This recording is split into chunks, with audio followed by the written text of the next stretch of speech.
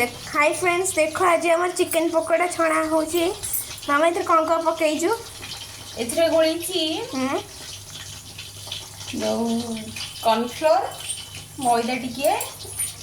लंका गुंड टिके कलर वाला जीरा धनिया चिकेन मसला गुंड सब अदा रसुण पेस्ट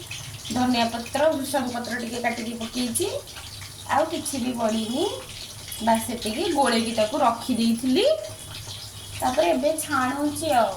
2-3 घंटा रखी देइथिली गोळेकी ताकू बड़ा कलर आसला छणा होइची एबे बड़े देखा जाउची आ टिके हबो तबे हम खाइबे टेस्ट करी कहि तापर तो खाइची कहबो केमती हेइची फ्रेंड मानु को तापर लाइक शेयर कर देबे समते गोटे गोटे सब्सक्राइब हम चैनल टाको देखो फ्रेंड्स एबे हम चिकेन पकोड़ा रेडी हो जाइची तो गरम अछि बहुत जोरे तू खाई के टेस्ट करी कह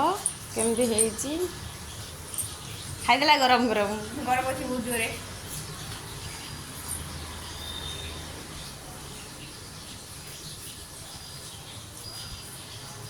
भल हेइची